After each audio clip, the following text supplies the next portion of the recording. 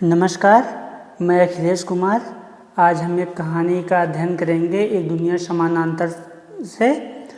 कहानी जो है जिंदगी और जोंक, जिसके रचनाकार हैं अमरकांत जी। तो हम कहानी स्टार्ट करते हैं। जो भी यूपीएससी की तैयारी कर रहे हैं और जो इंटरमीडिएट और अन्य क्लास में होंगे, हिंदी पढ़ने में, सामान्य हिंदी पढ़ने में रुचि रखते होंगे या कहानियाँ सुनने में जो रुचि रखते होंगे, उनको यह ज़रूर अच्छा लगेगा। आप धैर्य से पूरा वीडियो देखिए और जहाँ ना समझ में आए आप कमेंट बॉक्स में कमेंट करके बता सकते हैं। तो चलिए कहानी को स्टार्ट करते हैं।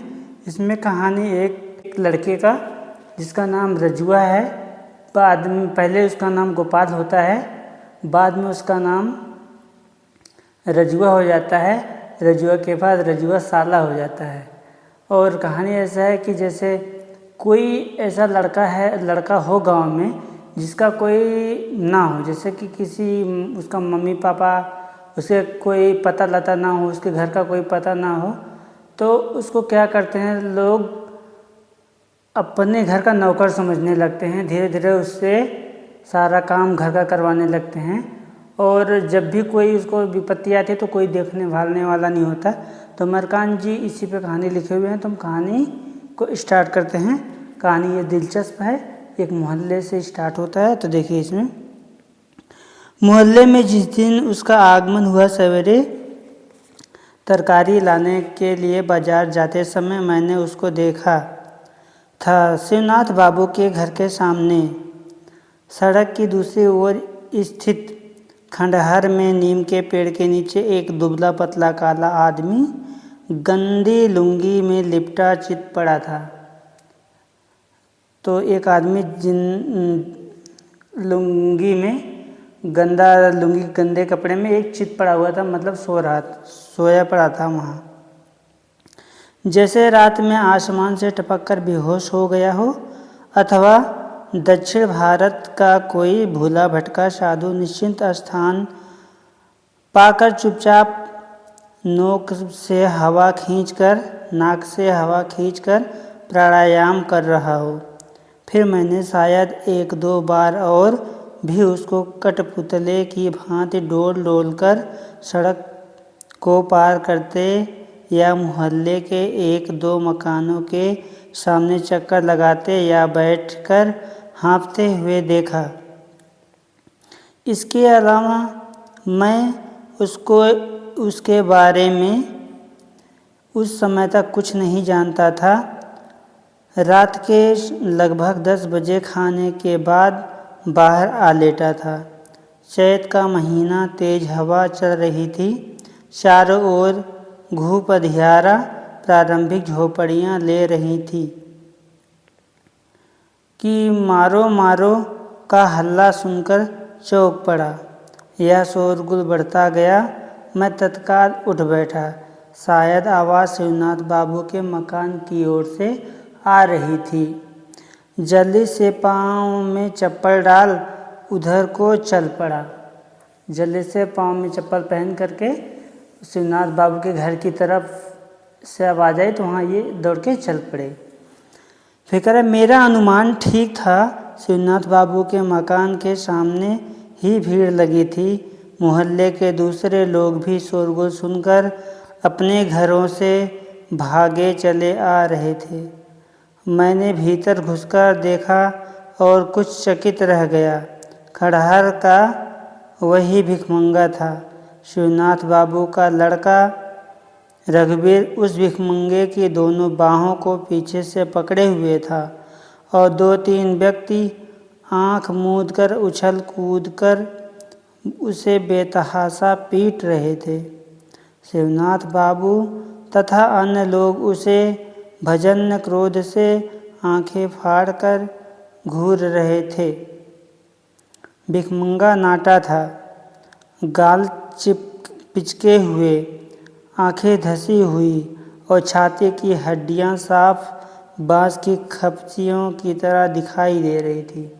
यानी जो व्यक्ति था उसकी जो है मांसपेशियाँ जो शरीर का जो उसका था तन था वो बहुत दुबला पतला था, गाल पिचके हुए थे, आँख अंदर धसी हुई थी, उसे लोग पीट रहे थे। तो पेट नाद की तरह फूला हुआ था। मार पड़ने पर वह बेतहाशा चिल्ला रहा था, मैं बरई हूँ, मैं बरई हूँ, बरई हूँ।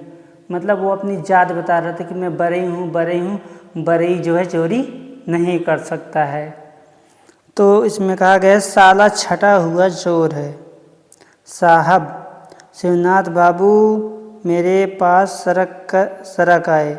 लेखक कह रहा है शिवनाथ बाबू मेरे पास सरक आए थे, पर यह हमारा आपका दोष है कि आदमी नहीं पहचानते। गरीबों को देखकर हमारा आपका दिल पसीज जाता है और मौका खुद्दी चुन्नी साग सत्तू दे ही दिया जाता है। कहने का मतलब जो कोई गरीब व्यक्ति दिखाई देता होगा आपके घर के सामने, आपके गांव में, जिसका कोई ना होगा, उसके जो अनाथ होगा, उसके पास कोई नहीं होगा, वो जैसे किसी के घर के सामने से जा आ रहा होगा तो देखता होगा कितना भिखमंगा है, कैसा है, तो उसे कुछ खाने पीने के लिए ज़रूर दे देता होगा। तब 1-2 दिन जब दे देता होगा तब वो धीरे धीरे परख जाता होगा, तो धीरे धीरे उससे काम भी लेने लगता हो, काम भी लोग करवाने लगते हैं कि थोड़ा सा हमारा ये काम कर दो, तो वो जो है कर भी देता है। तो वही चीज़ बताना की कोशिश कर रहा है लेखक। तो साग सत्तू दे, आपने तो इसको देखा ही होगा। लेखक कह रहा है आप लोग तो ऐसा चीज़ अपने गांव में देखे ही होंगे। मालूम होता था महीनों से खाना नहीं मिला है, पर कौन जानता था कि साला ऐसा निकलेगा, हरामी का पिल्ला।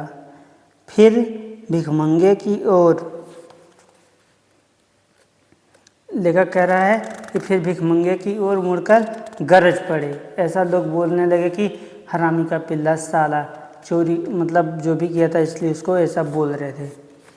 फिर बता साले साड़ी कहाँ रखी है, क्योंकि जो आगे में अभी इसमें आपको पता चलेगा जो शिवनाथ बाबू थे उनके घर में साड़ी गुम हो गई थी, जिसके कारण वो ऐसा साड़ी खो गई थी। साड़ी उनकी जो घर में थी वो भी दिलचस्प कहानी है साड़ी के, आप आगे देखते रहिए। बता साले साड़ी कहाँ रखी है, नहीं वह मार पड़ेगी कि नानी याद आ जाएगी। उनका गला जोर से चिल्लाने के कारण किंचित बैठ गया था, इसलिए संभवतः थककर वह चुप हो गए।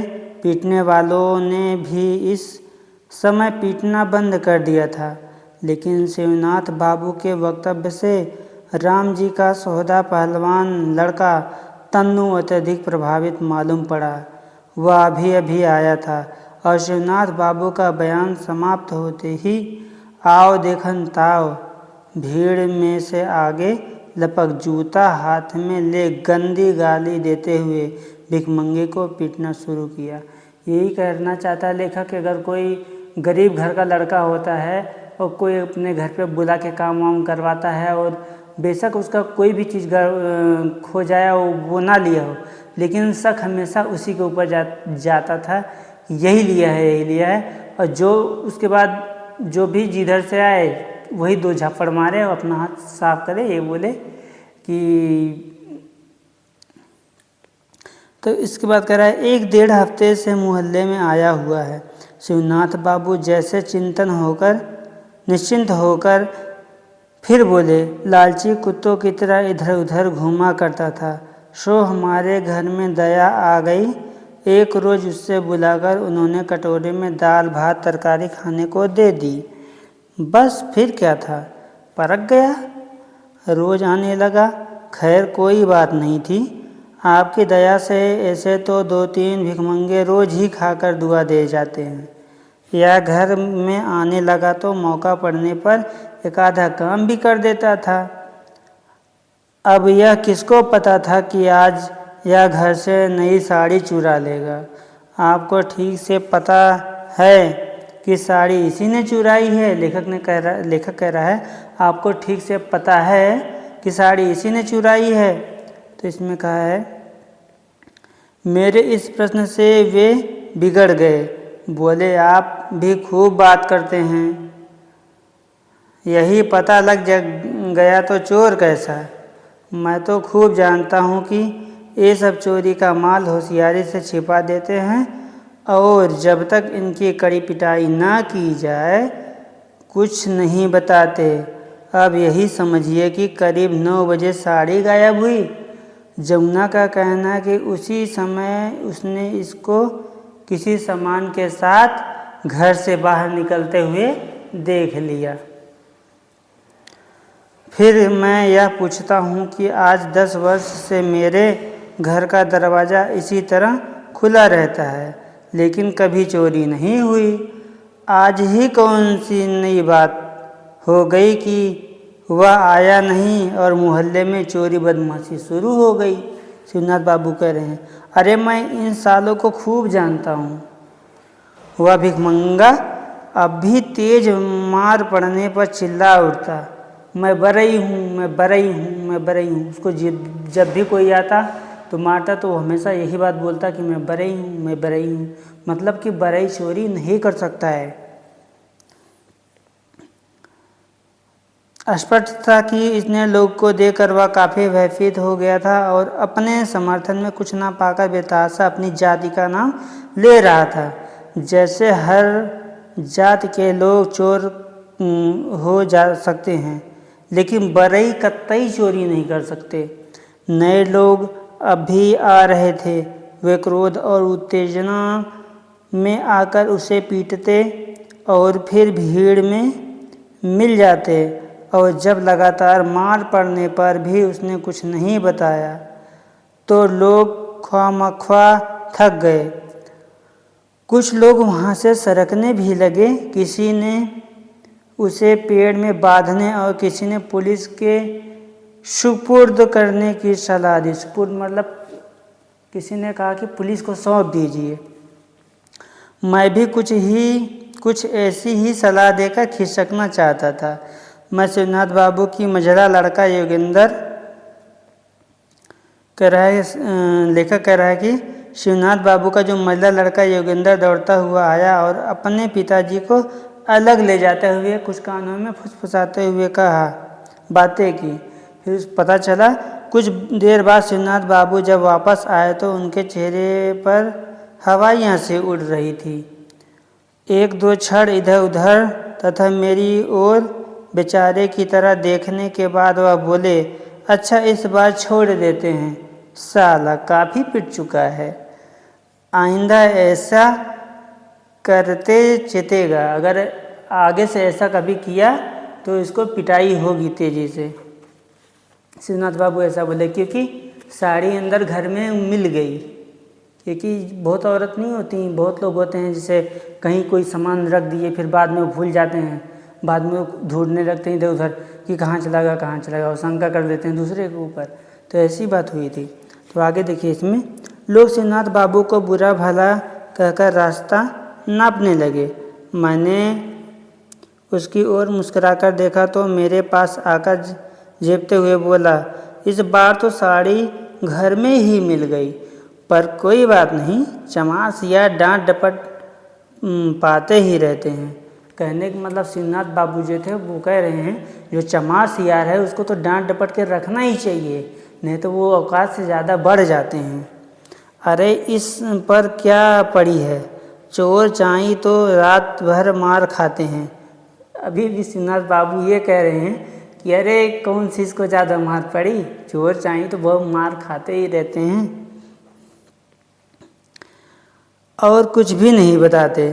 फिर बाएं आँख को खूबी से दबाते हुए दांत खोलकर हंस पड़े। चलिए साहब, नीच और नींबू को दबाने से ही रस निकलता है। शिवनाथ बाबू कह रहे हैं कि नीच और नींबू को जितना दबाया जाए उतना ही रस निकलता है, और यहीं हंस रहे थे।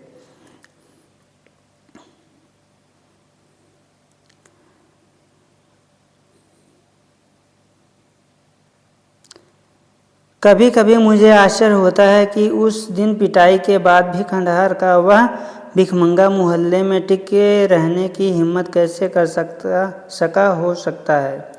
उसने सोचा हो कि निर्दोष छूट जाने के बाद मोहल्ले के लोगों का विश्वास और सहानुभूति उसको प्राप्त हो जाएगी और दूसरी जगह उसी अनिश्चितता का सामना करना पड़ेगा। लड़के को भी लगा कि अगर हम यहाँ कहीं, जैसे यहाँ पे सबसे परिचित हो चुके हैं, अगर कहीं और जाएंगे तो उनको परिचय करने में टाइम लगेगा, तो हमको ऐसा नहीं करना है। वहीं पे रहने का मतलब उसको मन था। फिर चाहे जो हो उसके प्रति मेरी दिलचस्पी अब और बढ़ गई। लेखक कह रहा है उसके प्रति और उसकी दिलचस्पी बढ़ गई। मैं उसको खंडहर में बैठकर कुछ खाते या चुपचाप सोते या मोहल्ले में डग डग करते सरकते हुए देखता। लोग अब उसको कुछ ना कुछ देते थे। बचा हुआ बासी या जूठा खाना पहले कुत्तों या भैंस को दे दिया जाता, परंतु वह औरतें बच्चों को दौड़ा देती कि जा भिखमंगा को दे आ। और कुछ लोगों ने तो उसको कोई पहुंचा हुआ साधु महात्मा तक कह दिया कि ये कोई पहुंचा हुआ साधु महात्मा है। और धीरे धीरे उसने खंडहर का परित्याग कर दिया और आम सहानुभूति एवं विश्वास का आश्चर्यजनक लाभ उठाते हुए वह किसी न किसी के ओसारिया दलान में जमीन पर सोने बैठने लगा, तो लोग उसे हल्के फुल्के काम भी लेने लगे। दया माया के मामले में शिवनाथ बाबू से पार पाना टेढ़ी खीर, किंतु भिखमंगा उसके दरवाजे पर जाता ही न था। कह रहे हैं जो शिवनाथ बाबू थे वो से पार पाना टेढ़ी खीर, क्योंकि वो काम बहुत लेते थे, उनके यहाँ कोई भिखमंगा जाना नहीं चाहता था। मजाल है कोई भिखमंगा चला जाए वैसे लौट आए, उससे कोई ना कोई काम करवा ही लेते थे। लेकिन एक दिन उन्होंने किसी शुभ मुहूर्त में उसे सड़क से गुजरते समय संकेत से अपने पास बुलाया और तिरछी नज़र से देखते हुए मुस्कुराकर बोले, अब देख बे, तूने चाहे जो भी किया, हमसे तो यह सब नहीं देखा जाता। दर दर भटकता रहता है, कुत्ते सुअर का जीवन जीता है।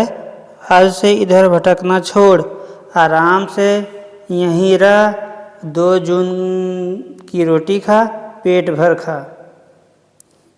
पता नहीं यह शिवनाथ बाबू के स्नेह से संभव हुआ या डर से, पर भिखमंगा उसके यहाँ अस्थायी रूप से रहने लगा। उन्हीं के यहाँ उसका नामकरण हुआ। उसका नाम गोपाल था, लेकिन शिवनाथ बाबू के दादा का नाम गोपाल सिंह था, तो इसलिए घर की औरतों की जबान से वह नाम उतरना ही न था, क्योंकि उनके दादाजी का नाम, तो इसलिए जो औरतें थी वो डरती थी, थोड़ा हिचकिचाती थी कि गोपाल नाम से बुलाऊं। तो उन्होंने इसका नाम रजुआ कहना आरंभ कर दिया। धीरे धीरे सारे मोहल्ले में रजुआ नाम से फेमस हो गया। किंतु रजुआ के भाग्य में बहुत दिनों तक शिवनाथ बाबू के यहाँ टिकना ना लिखा था। बात यह है कि मोहल्ले के लोगों को यह कतई पसंद ना था कि केवल 2 जून भोजन पर रजुआ शिवनाथ बाबू की सेवा करे। जब भगवान ने उसके बीच एक नौकर भेज ही दिया था, तो उस पर उनका ही उतना ही अधिकार था और उन्होंने मौका देखकर उसको अपनी सेवा करने का अवसर देना आरंभ कर दिया। वह शिवनाथ बाबू के किसी काम से जाता तो रास्ते में कोई न कोई उसको पैसे देकर किसी काम की फरमाइश कर देता, और यदि आनाकानी करता तो संबंधित व्यक्ति बिगड़कर कहता, साला तू शिवनाथ का गुलाम है, वह क्या कर सकते हैं, मेरे यहाँ बैठकर खाया कर, वह क्या खिलाएंगे, बासी भात देते होंगे, तू मेरे यहाँ रहकर खाया कर और मेरा काम किया कर। अब रजुआ शिवनाथ बाबू से अब भी डरता था, लेकिन शिवनाथ बाबू से रजुआ बहुत डरता था, इसलिए उसने छिपकर भी ही वह अन्य लोगों का काम कर देता था। किंतु उसको पिटने और व्यक्तियों को भी उतना ही अधिकार था, क्योंकि उसको जो है पीटने का और लोगों का उस पर लोग हक जताते कि मेरा भी नौकर है, कि भगवान ने एक नौकर भेजा है, क्या शिवनाथ बाबू का नौकर है, इस सारे मोहल्ले वालों का नौकर है। यही बात हो गई, जैसे कि गांव में अगर गरीब घर की लुगाई है तो पूरे गांव की भौजाई है, और अमीर घर की कोई बहू हो तो उसको कोई भौजाई पूरा गांव नहीं कह सकता। गरीब घर की है तो पूरे गांव की भौजाई लगेगी।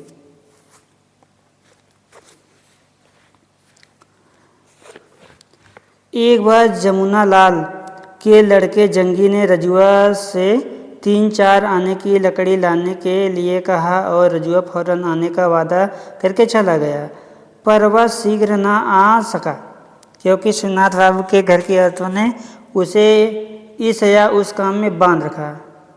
बाद में हुआ जमुना लाल के यहाँ पहुँचा तो जंगी ने पहला काम यह किया कि 2 थप्पड़ उसके गाल पर जड़ दिए। फिर गरज कर बोला, सुअर धोखा देता है, कह देता नहीं आऊँगा, अब आज मैं तुझसे दिन भर काम कराऊँगा और देखे साला कौन रोकता है, आखिर हम भी तो मोहल्ले में ही रहते हैं ना। और सचमुच जंगी ने उससे दिन भर काम करवाया।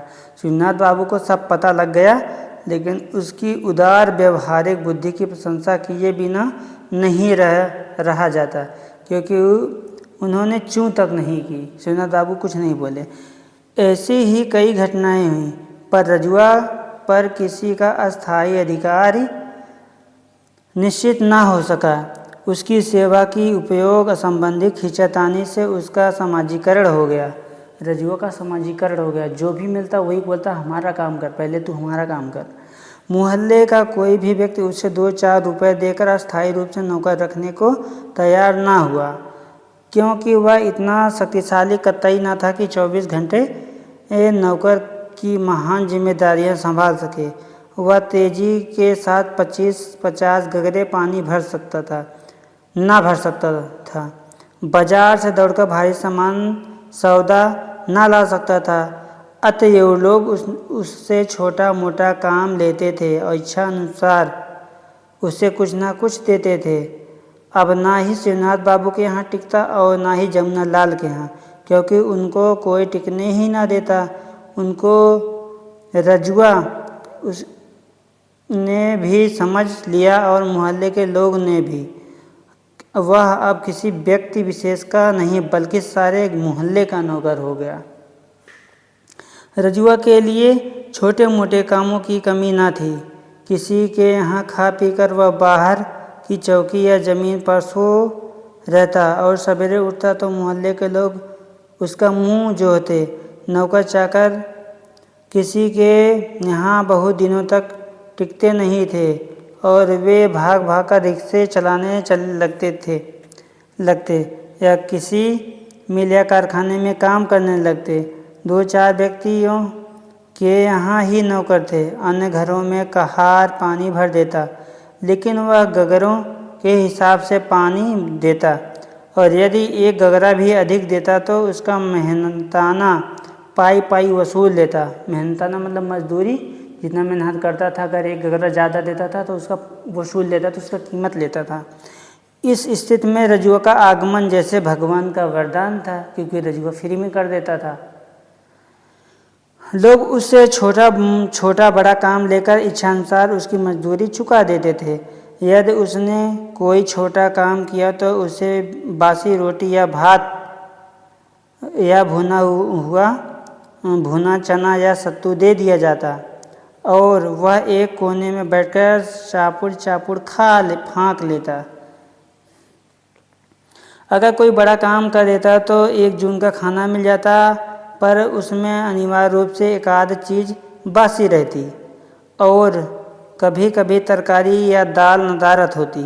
कभी भात नमक मिल जाता जिसे वह पानी के साथ खा लेता, कभी रोटी अचार, और कभी कभी तो सिर्फ तरकारी ही खाने का या दाल पीने को मिलती। कभी खाना ना होने पर 2-4 पैसे मिल जाते या मोटा पुराना कच्चा चावल या दाल, या फिर 4-6 आलू कभी उधार भी चलता। वह काम कर ले देता और उसके एवज में फिर किसी न किसी दिन कुछ ना कुछ पा जाता, क्योंकि उसको जो भी चीज़ें खाने को मिलती थी कोई ना कोई चीज़ उसमें बासी मिलता ही मिलता था। दाल मिलती थी, चावल नहीं मिलता, चावल मिलता तो किसी किसी सब्जी मिल जाती, किसी किसी दिन चावल और मिल जाता था, लेकिन वो नमक से कम चलाता था। तो इसी तरह वह मेरे घर भी आने लगा था, क्योंकि मेरी श्रीमती जी बुद्धि के मामले में किसी से पीछे ना थी। रजुआ आता और काम करके चला जाता। एक दो बार मुझसे भी मुठभेड़ हुई, पर कुछ बोला नहीं। कोई छुट्टी का दिन था, मैं बाहर बैठा एक किताब पढ़ रहा था कि इतने में रजुआ भीतर आया और कोने में बैठकर कुछ खाने लगा। मैंने घूमकर एक निगाह उस पर डाली। उसके हाथ में एक रोटी और थोड़ा सा अचार था और वह सुअर की भांति चापुड़ चापुड़ खा रहा था। बीच बीच में वह मुस्कुरा पड़ता, जैसे कोई बड़ी मंजिल सर करके बैठा हो।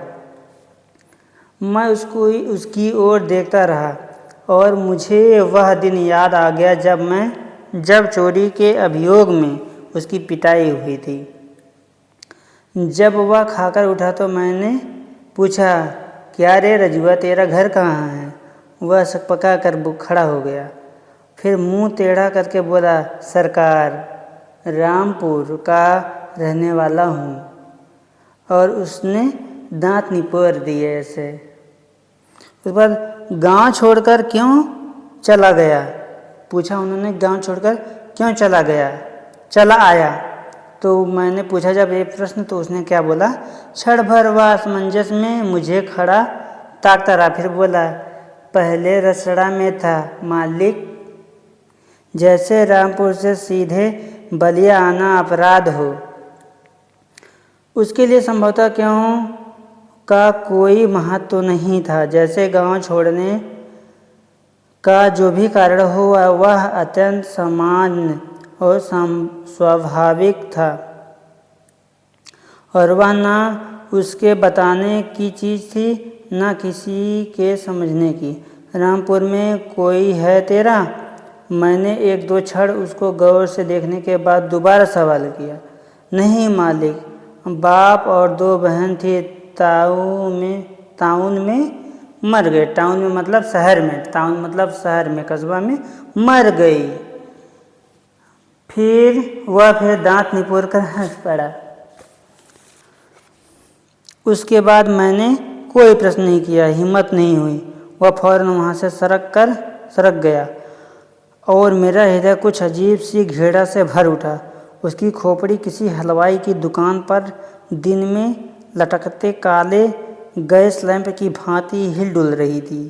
हाथ पैर पतले, पेट अब भी हड्डियों की तरह फूला हुआ और सारा शरीर निहायत गंदा एवं घृणित। मेरी इच्छा हुई जाकर बीवी से कह दूं कि इससे काम ना लिया करो, यह रोगी है। फिर टाल गया, क्योंकि इसमें मेरा ही घाटा था। मैं जानता था कि नौकरों की इतनी किल्लत थी कि रजुआ के रहने से इतना आराम हो गया था कि मैं हर पहली या दूसरी तारीख को राशन मसाला आदि खरीदकर महीने भर के लिए निश्चिंत हो जाता था, क्योंकि ये सारा काम रजुआ से करवा लेते थे। फिर करे, इनखिलाफ जिंदाबाद, महात्मा गांधी जी की जय। कुछ महीने बाद एक दिन जब मैं अपने कमरे में बैठा था कि मुझे रजुआ के नारे लगाने की और ही हंसने की आवाज़ सुनाई दी। मैं चौंका और मैंने सुना, आंगन में पहुंचकर वह जोर से कह रहा था, मलिकाइन, थोड़ा नमक होगा? मिसिर के यहाँ से रोटियां मिल गई हैं, दाल बनाऊंगा। मेरी पत्नी चूल्हे चौके में लगी थी। उसने कुछ देर बाद उसको नमक दे दिया। देते हुए पूछा, रजुआ सच बताना, तुझे नहाए हुए कितने दिन हो गए? तो रजुआ बोला, खिचड़ी की नहाता हूँ न मलिकाइन जी, खिचड़ी की नहाता हूँ। वह नमक लेकर बोला और हंसते हुए भाग गया। मैं कमरे में बैठा यह सब सुन रहा था। संभवतः उसको मेरी उपस्थिति का ज्ञान न था, अन्यथा वह ऐसी बातें ना करता, लेकिन वह साफ लेकिन यह बात साफ थी कि वह अब मोहल्ले में जम गया था। उसको खाने पीने की चिंता नहीं, इतनी ही नहीं, वह अब मोहल्ले भर में सह पा रहा था। लोग अब उससे हंसी मजाक भी करने लगे थे और उसे मारे पीटे जाने का किंचित मात्र भी भय नहीं था। अवश्य यही बात थी कि और वह स्थिति में परिवर्तन से लाभ उठाते हुए ढीठ हो गया था। इसलिए उसने अपने आगमन की सूचना देने के लिए राजनीतिक नारे लगाए थे, जैसे वह कहना चाहता हो कि मैं हंसी मजाक का विषय हूँ, लोग मुझे मजाक करें, जिससे मेरे हृदय में हिम्मत और ढाढ़स बढ़े। मुझे बड़ा ही आश्चर्य हुआ, लेकिन कुछ ही दिन बाद मैंने उसकी एक और हरकत देखी जिससे मेरे अनुमान की पुष्टि होती थी। सायंकाल दफ्तर से आ रहा था कि जीवतराम के गोले के पास मैंने रजुआ की आवाज़ सुनी। पतिया की स्त्री बर्तन मांज रही थी। उसके पास खड़ा रजुआ टेढ़ा मुंह करके बोल रहा था, सलाम हो भौजी, समाचार है ना? का समाचार है? तो अंत में बेमतलब ही हंसने लगा। कोई बात कहता तो ही हंसता था। तो पतिया की बहू ने थोड़ा मुस्की काटते हुए सुनाया, दूर हो पापी, समाचार पूछने का तेरा ही मुंह है क्या? चला जा, नहीं तो जूठ की काली हांडी लेकर वह मारूंगी कि सारी लफंगई। यहाँ उसने एक गंदे मुहावरे का इस्तेमाल किया, लेकिन मालूम पड़ता है कि रजुआ इतने ही से खुश हो गया, क्योंकि वह मुंह फैलाकर हंस पड़ा और फिर तुरंत उसने 2-3 बार सिर को ऊपर झटका देते हुए ऐसी किलकारियाँ लगाई जैसे घास चरता हुआ गधा अचानक सिर उठाकर ढींचूं ढींचूं कर उठाता है। फिर तो यह उसकी आदत हो गई। सारे मोहल्ले की छोटी जातियों की औरतें से उसने भौजाई का संबंध जोड़ लिया था। उसको देखकर कुछ लोग हल्की फुल्की छिड़खानी कर देता और तब वह गधे की भांति ढींचू ढींचू कर उठता। कुएं पर पहुंचकर वह किसी औरत को कनखी से निहारता और अंत में पूछ बैठता, यहाँ कौन है? अच्छा, बड़की भौजी हैं? सलाम भौजी, सीताराम सीताराम, राम राम जपना पराया माल अपना, राम राम जपना पराया माल अपना। बड़की भौजी, इतना कह वह दुष्टतापूर्वक हंस पड़ता।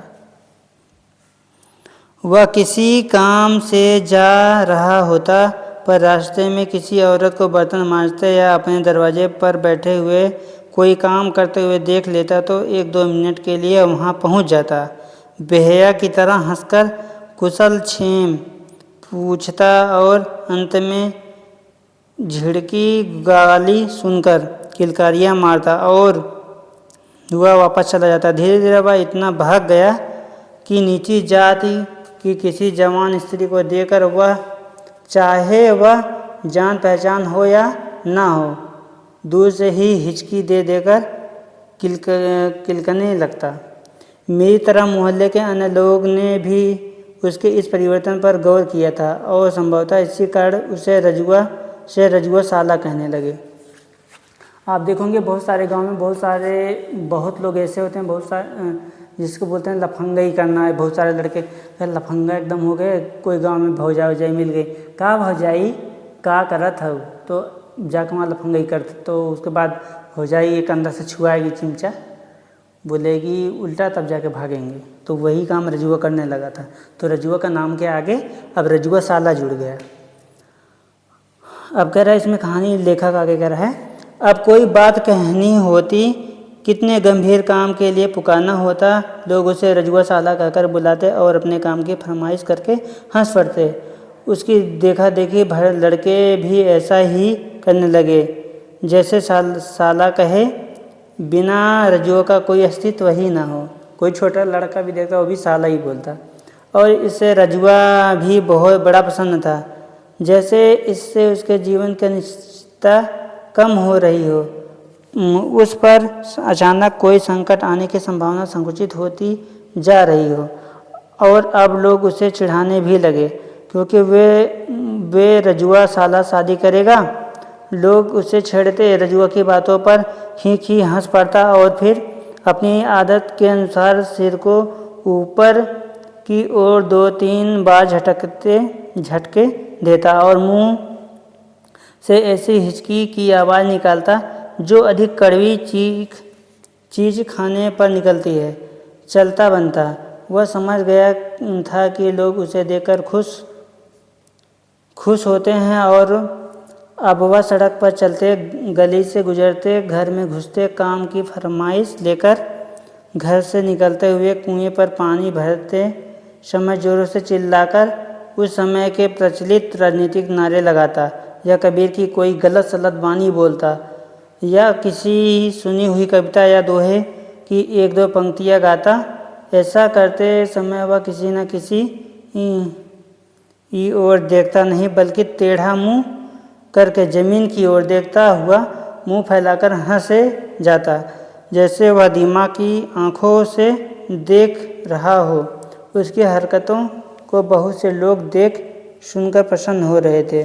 सायंकाल दफ्तर से आने पर नाश्ता पानी करने के बाद मैं हवाखोरी करने निकल जाता हूँ। रेलवे लाइन पकड़कर मास्डी की ओर जाना मुझे सबसे अच्छा लगता है। सरयू पार करके गंगा जी के किनारे घूमना टहलना कम आनंददायी नहीं है, लेकिन उसमें सबसे बड़ी कठिनाई यह है कि बरसात में दोनों नदियाँ बढ़कर समुद्र का रूप ले लेती हैं, और जाड़े में इतने दलदल मिलते हैं कि जाने की हिम्मत नहीं होती।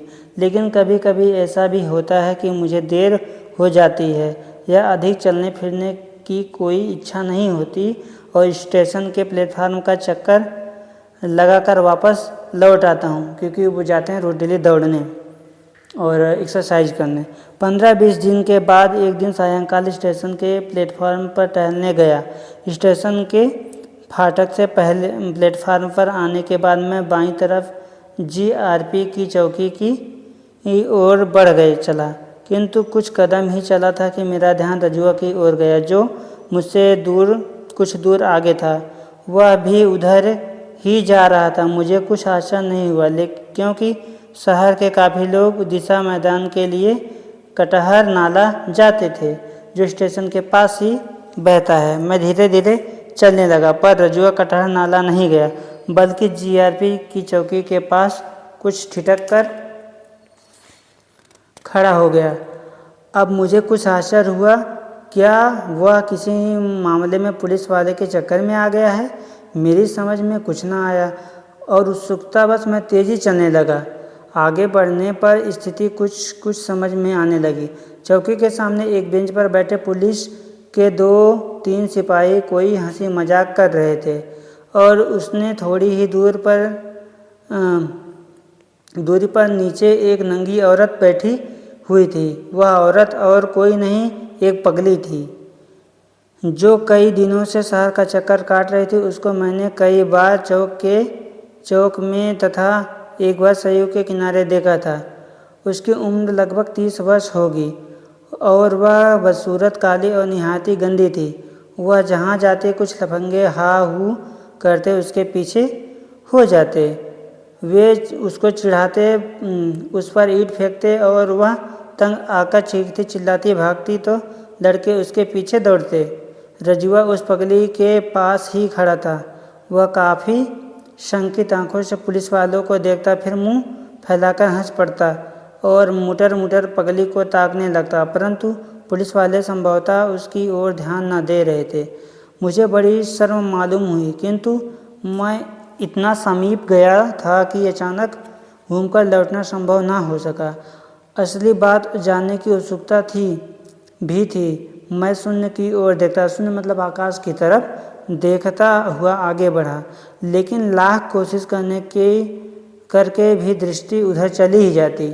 शायद रजुआ पुलिस वालों की लापरवाही का फ़ायदा उठाते हुए आगे बढ़ गया था और सिर नीचे झुकाकर अत्यंत ही प्रसन्न होकर हंसते हुए पुचकारती आवाज़ में पूछ रहा था, क्या है पागल राम, भात खाओगी? पगली के पास चला गया था, नंगी जो औरत थी। इतने पुलिस वालों में से एक ने कड़क कर प्रश्न किया, कौन है बे साला? चलता बन, नहीं तो मारते मारते भूसा बना दूंगा। रजुआ वहाँ से थोड़ा हट गया और हंसते हुए बोला, मालिक मैं रजुआ हूँ। भाग जा साले, गिद्दी कह रहा ना मालूम कहाँ से आ पहुँचा। संभवतः दूसरे सिपाही ने कहा और फिर वे सभी ठहाका मारकर हंस पड़े। मैं अब काफ़ी आगे निकल गया था और इससे अधिक मुझे कुछ सुनाई ना पड़ा। मैं जल्दी जल्दी प्लेटफॉर्म से बाहर निकल गया, किंतु मामला यहीं समाप्त नहीं हो गया। घर आकर मैंने आंगन में चारपाई डाला। बड़ी मुश्किल से आधा घंटा आराम किया होगा कि मेरी पत्नी भागती हुई आई और कुछ मुस्कुराती हुई तेजी से बोली, अरे जरा जल्दी से बाहर आइए तो एक तमाशा दिखाती हूँ। हमारी कसम, जल्दी आइए ना, उठिए ना जल्दी। मैं अनिच्छापूर्वक उठा और बाहर आकर जो दृश्य देखा उससे मेरा हृदय में एक ही साथ आश्चर्य एवं घृणा से ऐसे भाव उठे जिन्हें मैं व्यक्त नहीं कर सकता। रजुआ स्टेशन की नंगी पगली के आगे आगे आ रहा था। पगली कभी उधर कभी इधर देखने लगती या खड़ी हो जाती तो रजुआ पीछे होकर पगली की अंगुली पकड़कर थोड़ा आगे ले जाता और फिर उसे छोड़कर थोड़ा आगे चलने लगता तथा पीछे घूम घूमकर पगली से कुछ कहता जाता। इस तरह वह पगली को सड़क की दूसरी ओर स्थित क्वार्टरों की छत पर ले गया। ये क्वार्टर मेरे मकान के सामने दूसरी पटरी पर बने थे। वे एक दूसरे से सटे थे। उनकी छतें खुली हुई थी और उन पर मोहल्ले के लोग जाड़े में धूप लिया करते थे, गर्मी में रात को लावारिस लफंगे सोया करते थे। तभी रजुआ नीचे उतरा, किंतु पगली उसके साथ न थी। हम लोगों की उत्सुकता बढ़ गई कि वह देखे कि वह आगे क्या करता है। हम लोग वहीं खड़े रहे और रजुआ तेजी से स्टेशन की ओर गया और कुछ ही देर में वापस भी आ गया। इस बार उसके हाथ में एक दोना था। दोना लेकर वह ऊपर चढ़ गया और हम समझ गए कि वह पगली को खिलाने के लिए बाजार से कुछ लाया है। इसके बाद 2-3 दिन तक रजुआ को मैंने मोहल्ले में नहीं देखा। उस दिन की घटना से हृदय में उत्सुकता बनी हुई थी कि इसलिए एक दिन मैंने अपने पत्नी से पूछा, क्या बात है, रजुआ आजकल दिखाई नहीं देता? अब यहाँ नहीं आता क्या? पत्नी ने थोड़ा चौंक कर उत्तर दिया, अरे आपको नहीं मालूम, उसको किसी ने बुरी तरह पीट दिया है और अब बरन की बहू के यहाँ पड़ा है। क्यों, क्या बात है? मैंने अपनी उत्सुकता प्रकट किए बिना धीमे स्वर में पूछा। पत्नी ने मुस्कुराकर बताया, अरे वही बात है, रजुआ उस पगली को छत पर छोड़ नरसिंह बाबू के यहाँ काम करने लगा। नरसिंह बाबू की स्त्री बताती है कि उस दिन बड़ा गंभीर था और काम करते करते चाहकर जैसे किलकारी मारता है वैसे नहीं करता। उसकी तबीयत काम में नहीं लगती। वह एक काम करता और मौका देख कोई बहाना बनाकर क्वार्टर की छत पर जाकर पगली का समाचार ले आता। नरसिंह बाबू की स्त्री ने जब उसे खाना दिया तो उसने वहाँ भोजन नहीं किया, बल्कि खाने को एक कागज़ में लपेटकर अपने साथ लेता गया। उसने वह खाना खुद थोड़े खाया, बल्कि उसको वह ऊपर छत पर ले गया। रात के करीब 11 बजे की बात है। रजुआ जब ऊपर पहुंचा तो देखा कि पगली के पास कोई दूसरा सोया है। उसने आपत्ति की तो उसको उस लफंगे ने खूब पीटा और पगली को लेकर कहीं दूसरी जगह चला गया। तुम्हें यह सब कैसे मालूम हुआ? पति बोला पत्नी से अपने। तुम्हें यह सब कैसे मालूम हुआ? तो मेरा हृदय एक अनजान क्रोध से भर आ रहा था। बरन की बहू बता रही थी, पत्नी ने उत्तर दिया और अकारण ही हंस पड़ी। बहुत दिन हो गए थे, गर्मी का मौसम था और भयंकर लू चलना शुरू हो गई थी। छत पर मार खाने के 4-5 दिन बाद रजुआ फिर मोहल्ले में आकर काम करने लगा था, लेकिन उसमें एक ज़बरदस्त परिवर्तन हुआ कि उसका स्त्रियों के साथ छेड़खानी करके गधे की भांति किलकाना बंद हो गया। रजुआ ने आजकल दाढ़ी क्यों रख छोड़ी? मैंने पत्नी से पूछा। रजुआ की बात छेड़ने पर मेरी बीबी अवश्य हंसती थी। मुस्कुराकर उसने उत्तर दिया, आजकल वह भगत हो गया है। बरन की बहू को उसके कृत्य की सज़ा देने को उसने दाढ़ी बढ़ा ली है और रोज़ाना शनिचरी देवी पर जल चढ़ाता है। मैंने प्रश्नसूचक दृष्टि से देखने पर पत्नी ने अपनी बात स्पष्ट की। बात यह है कि रजुआ पिछले कुछ महीनों से रात को बरन की बहू के यहाँ ही सोता था और उससे बुआ का रिश्ता भी उसने जोड़ लिया था। रजुआ 2-4 आने जो कुछ कमाता वह अपनी बुआ के यहाँ जमा करता जाता। वह बताता था कि इस तरह करते करते 10 रुपये इकट्ठे हो गए। एक बार उसने बरन की बहू से अपने रुपए मांगे। वह इनकार कर गई। उसके पास रजुआ का एक पाई नहीं है। रजुआ के दिल को इतनी चोट लगी कि उसने दाढ़ी रख ली। वह कहता कि जब तक बरन की बहू को कोढ़ ना फूटेगा वह दाढ़ी ना मुड़वाएगा। दाढ़ी नहीं, शेविंग नहीं करवाएगा मतलब। इस काम के लिए वह शनिचरी देवी पर रोज़ जल चढ़ाता है। शनिचरी देवी का जहाँ तक संबंध है, मुझे अब ख्याल आया, शनिचरी अपने ज़माने की एक प्रचंड डोमिन थी। ताड़का की तरह लंबी, तगड़ी और लड़ने झगड़ने में उस्ताद। वह किसी से भी नहीं डरती थी और नित्य ही किसी न किसी से मोर्चा लेती थी। एक बार किसी लड़ाई में एक डोम ने शनिचरी की खोपड़ी पर एक लठ जमा दिया, जिससे उसका प्राणांत हो गया। लेकिन 1-1.5 हफ्ते बाद ही उस डोम के चेचक निकल आई और वह मर गया। लोगों ने उसकी मृत्यु का कारण शनिचरी देवी का प्रकोप समझा। डोमों ने श्रद्धा में उसका चबूतरा बना दिया और तब से वह छोटी जातियों में शनिचरी माता या शनिचरी देवी के नाम से प्रसिद्ध हो गई थी। मैं कुछ नहीं बोला, लेकिन पत्नी ने संभवतः कुछ उदास स्वर में कहा, उसको आजकल थोड़ा बुखार रहता है। उसका विश्वास है कि बरन की बहू ने उस पर जादू टोना कर दिया। वह कहता है शनिचरी बहुत चलती देवी हैं।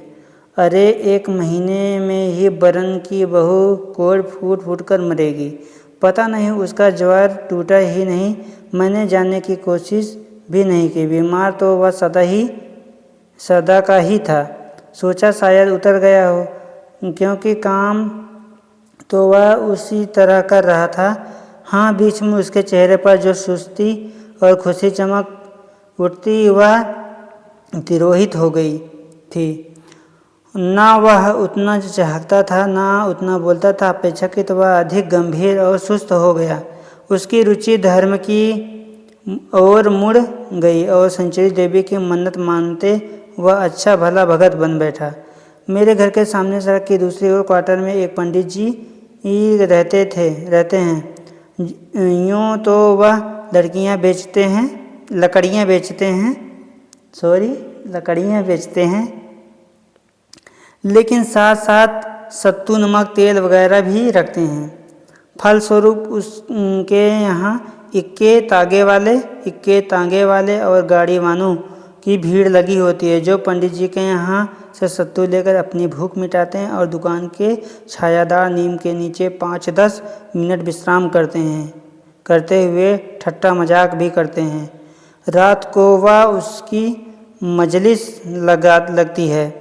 उस रात गर्मी इतनी थी कि आंगन में दम घुटा जा रहा था। मैं खाने के पश्चात चारपाई को घसीटते हुए लगभग सड़क के किनारे ले गया उमस तो यहाँ भी थी, पर अपेक्षाकृत शांति मिली।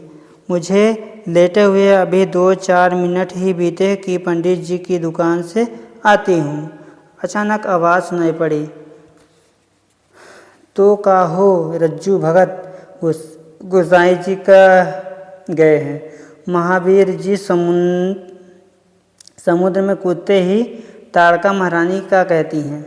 सुनो सुनो, प्रश्नकर्ता की बात से उत्तर में रजुआ, शायद वह भगत कहलाने लगा था, तत्काल जोश से ऐसा बोला जैसे आशंका को ही यदि वह देर कर देगा तो दूसरा ही बता देगा। बजरंगबली बड़े जबर थे। वह समुद्र में कुछ दूर तक तैर लेते हैं तो उनको तारका महारानी मिलती हैं। तारका महारानी अपना रूप दिखाती हैं तो बजरंगबली कम हैं।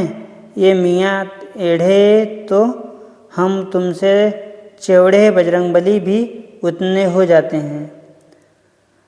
इतने बाद तारका महारानी और बड़ी हो और बजरंगबली मच्छर बनकर तारका महारानी के कान में से बाहर निकल आते हैं।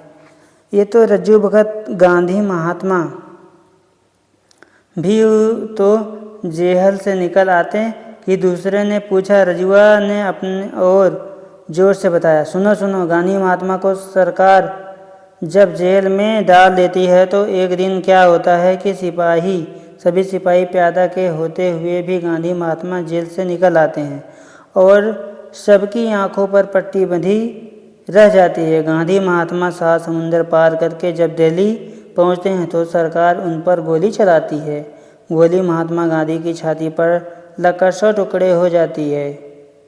गांधी महात्मा आसमान से उड़कर गायब हो जाते हैं।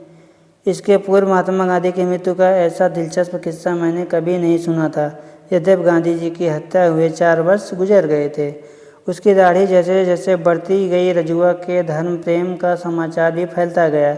निचले तबके के लोगों में वह अब रज्जू भगत के नाम से पुकारा जाने लगा। बड़े लोगों में भी कोई हंसी मजाक में उसको इसी नाम से संबोधित करता, लेकिन उनके कहने पर वह शर्मा कर हंसते हुए चला जाता। पर छोटी जातियों के समाज में वह कुछ न कुछ ऐसा कह गुजरता जो सबसे अलग होता। अक्सर उसकी मंजलिसें रातों को पंडित जी की दुकान के आगे जमती हुई रजुआ उनसे राम सीता जी की चर्चा करता, भूत प्रेत बरमडी के महत्व का प्रकाश डालता और झाड़ फूक मंत्र जप का महत्व समझाता। वे नाना प्रकार की शंकाएं प्रकट करते और रजुआ उसका समाधान करता, लेकिन इतनी धार्मिक चर्चाएं करने, शनिचरी देवी पर जल चढ़ाने तथा दाढ़ी बढ़ने के बावजूद उसकी मनोकामना पूरी नहीं हुई। शाम को दफ्तर से लौटा ही था, मेरी बीबी ने चिंतानुसार स्वर में सूचना दी, अरे जानते नहीं, रजुआ को हैजा हो गया। उसी दिनों गर्मी अपनी चरम सीमा पर और गड्ढे पर बम पुलिस की गली में जो शहर के अत्यधिक गंदे स्थान थे, हैज की कई घटनाएं हो गई थी। मुझे आश्चर्य नहीं हुआ, क्योंकि रजुआ को हैजा ना होता तो और किसे होता, जिंदा है या मर गया। मैंने उदासीन स्वर में पूछा। मेरी पत्नी अफसोस प्रकट हुए कहा, क्या बताएं, मेरा दिल छटपटा रहा है। वह वहीं खड़ार में पड़ा हुआ है। मैं दस्त से पस्त हो गया है। लोग बताते हैं कि आधा 1 घंटे में मर जाएगा। कोई दवा दारू नहीं हुई। कौन उसका सगा बैठा है जो दवा दारू करता। शिवनाथ बाबू के यहाँ काम कर रहा था, पर जहाँ उसको एक हुई कि उन लोगों ने उसको अपने यहाँ से खदेड़ दिया। फिर वह रामजी के उसारे में जाकर बैठ गया, लेकिन जब उन लोगों को पता लगा कि उन्होंने उसको भगा दिया, इसके बाद वह किसी के यहाँ नहीं गया, जाकर खंडार में पेड़ के नीचे पड़ गया है। मैंने जैसे व्यंग किया, तुमने अपने यहाँ क्यों नहीं बुला लिया। पत्नी को यह आशा नहीं थी कि मैं ऐसा प्रश्न करूँगा, इसलिए स्तंभित होकर मुझे देखने लगी। अंत में बिगड़ कर बोली, मैं उसे यहाँ बुलाती हूँ, कैसी बात करते हैं आप। मेरे भी तो बाल बच्चे हैं, भगवान ना करे उनको कुछ हो जाए तो। मैं हंस पड़ा, फिर उठ खड़ा हुआ। जरा देखाऊं? दरवाजे की ओर बढ़ता हुआ बोला। आपके पैरों पर पत्नी बोली। आपके पैरों पड़ती हूँ, उसको छुएगा नहीं और झटपट चले आइएगा। पत्नी गिड़गिड़ाने लगी। जब मैं खंडहर में पहुंचा तो 2-3 व्यक्ति सड़क के किनारे खड़े होकर रजुआ को निहार रहे थे। वे मोहल्ले के नहीं बल्कि रास्ते चलते मुसाफिर थे जो रजुआ की दशा देखकर अकड़मड़ दया का उत्सुकता से वहाँ खड़े हो गए थे। रजुआ मैंने निकट पहुंचकर पूछा, लेकिन उसको किसी बात की सुध-बुध न थी।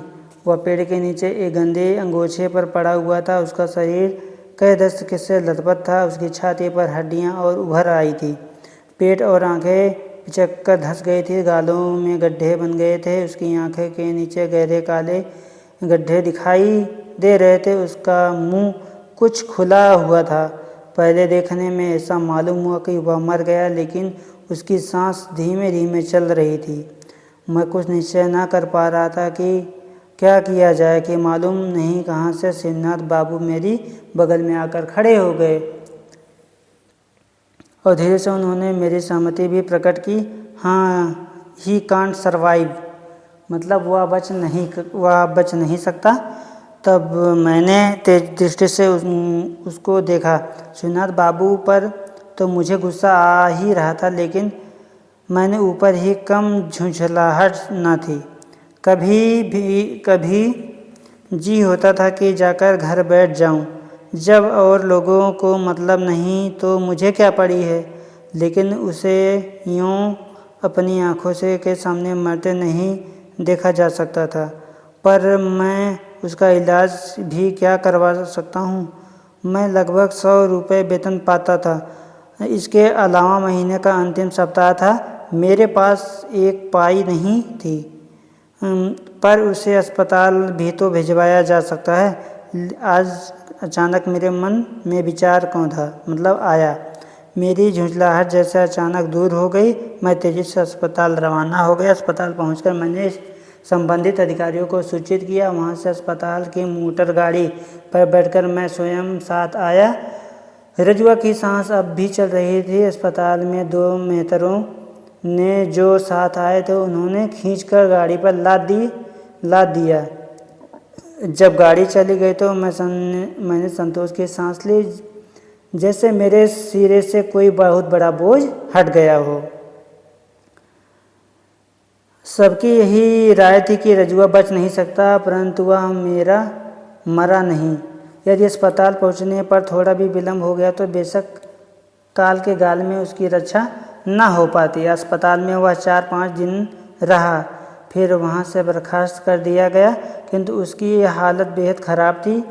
वह एकदम दुबला पतला हो गया था, मुश्किल से चल पाता। जब बोलता तो हाँफने लगता। ना मालूम क्यों वह अस्पताल से सीधे मेरे घर ही आया। यद्यपि मेरी पत्नी को उसका आना बहुत बुरा लगा, लेकिन मैंने उससे कह दिया कि 2-4 दिन उसे पड़ा रहने दे, फिर वह अपने आप ही इधर उधर आने जाने तथा काम करने लगेगा।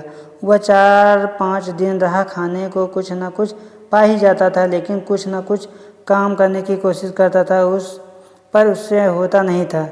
किसी को घर में बैठकर मुफ्त खिलाना मेरी श्रीमती जी को बहुत बुरा लगता था, परंतु मुझे सबसे बड़ा भय उसको यह था कि उसके रहने से घर में किसी को हैजा ना हो जाए। और एक दिन घर आने पर रजुआ नहीं दिखाई पड़ा। पूछने पर बीबी ने बताया कि वह अपनी तबीयत से पता नहीं कहीं चला गया। वह कहीं गया न था, बल्कि मोहल्ले में ही था, लेकिन अब वह बहुत ही कम दिखाई पड़ता था।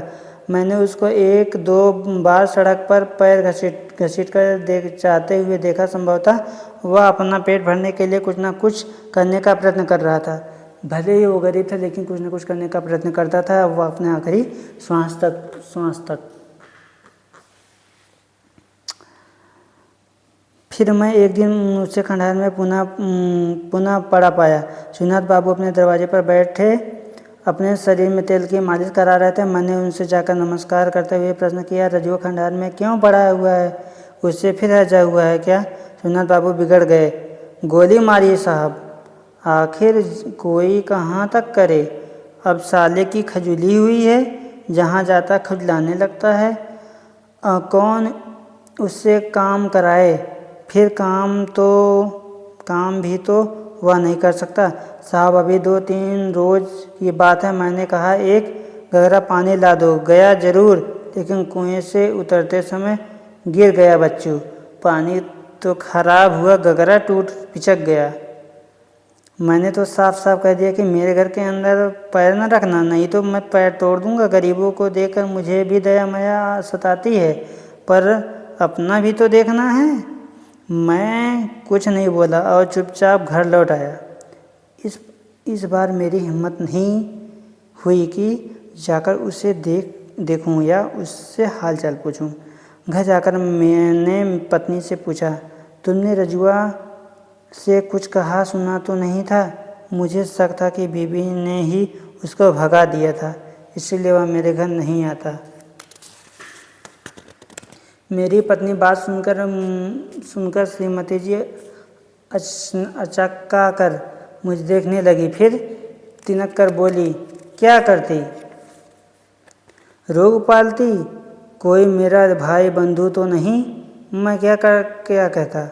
रजुआ को भयंकर खुजली हो गई है, लेकिन उसने मोहल्ला नहीं छोड़ा। वह अक्सर खंडहर में बैठकर अपने शरीर को खुजलाता रहा।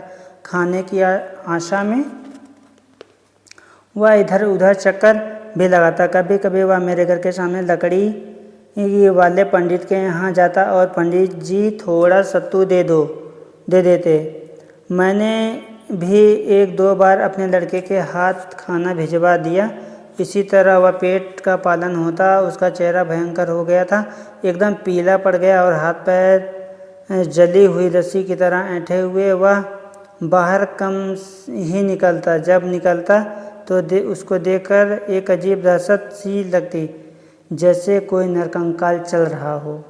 आषाढ़ चढ़ गया और बरसात का पहला पानी पड़ चुका था। शनिवार का दिन सवेरे लगभग 8 बजे मैं दफ्तर का काम लेकर बैठ गया, लेकिन तबीयत नहीं लगी।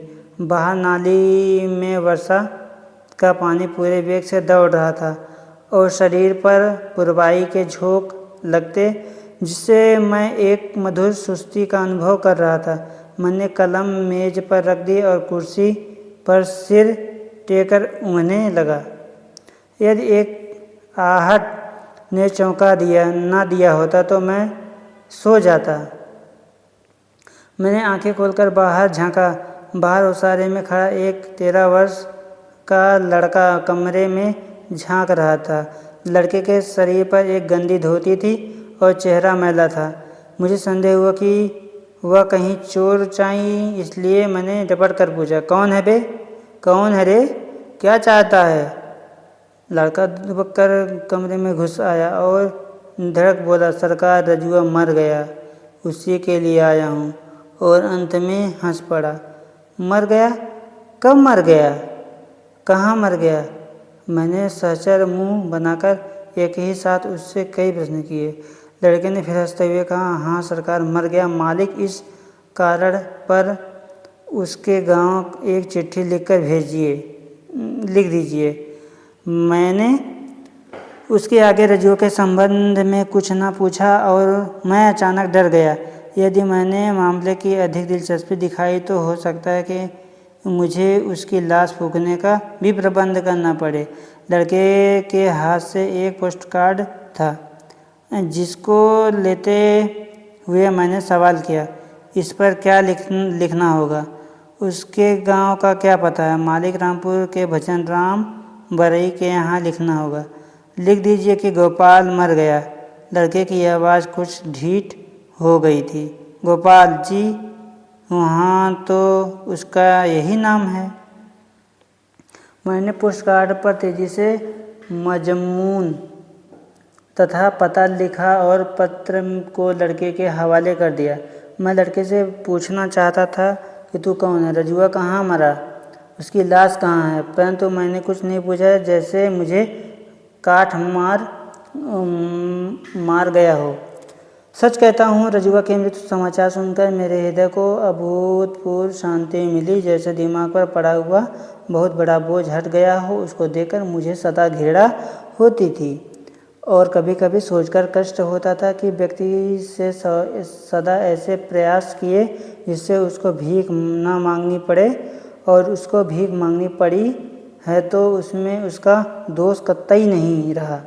मैंने उसके बारे में कई बार क्रोधवश सोचा है कि कमबख्त एक ही मोहल्ले से क्यों चिपका हुआ है, घूम घूम कर शहर में भीख क्यों नहीं मांगता।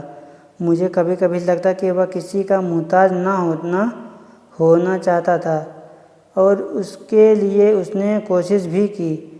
उसमें वह असफल रहा, चूँकि वह मरना ना चाहता था, इसलिए जोंक की तरह ज़िंदगी से चिमटा रहा। लेकिन लगता है ज़िंदगी स्वयं जोंक श्रीकी उससे चिमटी थी और धीरे धीरे उसके रक्त की अंतिम बूंद तक पी गई। जिंदगी जोंक बन गए, उसके अंतिम बूंद को पी गई।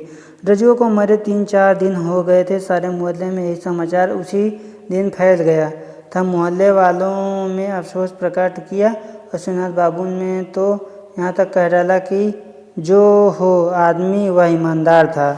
रात के करीब 8 बजे थे और मैं बाहरी ओसारे में बैठा था। आसमान में बादल छाए थे और सारे वातावरण इतना शांत था जैसे किसी षड्यंत्र में लीन हो। बगल की चौकी पर रखी धंधली लालटेन कभी कभी चमक कर उठती और उसके चारों ओर उड़ते पतंगे कभी कमीज के अंदर घुस जाते, जिससे तबीयत असहाय खींच से भर उठती। मैं भीतर जाने के उद्देश्य से उठा कि सामने एक छाया देखकर एकदम डर गया। रजुआ की शक्ल का नरकंकाल भीतर चला आ रहा है। सच कहता हूँ, यदि मैं भूत प्रेत में विश्वास करता तो चिल्ला उठता। भूत प्रेत में आंखें फाड़ फाड़ कर देख रहा था। नरकंकाल धीरे धीरे घिष्टता बढ़ा आ रहा है। यह तो रजुआ ही था, ठठरी मात्र। क्या वह जिंदा है? वह मेरे निकट आ गया। संभवतः मेरी परेशानी भांप कर बोला, सरकार, मैं मरा नहीं हूँ, मैं जिंदा हूँ। अंत में वह सूखे होठों से हंसने लगा। तब वह लड़का क्यों आया था? मैंने गंभीरतापूर्वक प्रश्न किया। उसने पहले दांत निपोड़ दिए, फिर बोला, सरकार, वह गुदड़ी बाजार के बचन राम का लड़का है। मैंने ही उसको भेजा था। बात यह हुई सरकार कि मेरे पर कौवा बैठ गया था। हुजूर, कौवे का सिर पर बैठना बहुत अशुभ माना जाता है, उससे मौत आ जाती है। फिर गाँव पर चिट्ठी लिखने का क्या मतलब? मेरी समझ में अभी कुछ ना आ रहा था। उसने समझाया, सरकार, यह माहौत वाली बात किसी सगे संबंधी के यहाँ लिख देने से मौत टल जाती है। भजन राम बरई मेरे चाचा होते हैं।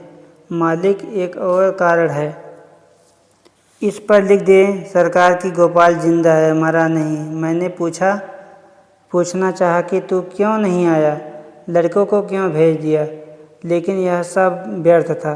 संभवतः उसने सोचा होगा कि इसका मतलब कोई न समझे और लोग बात को मजाक समझकर कहीं दुदरा न दें।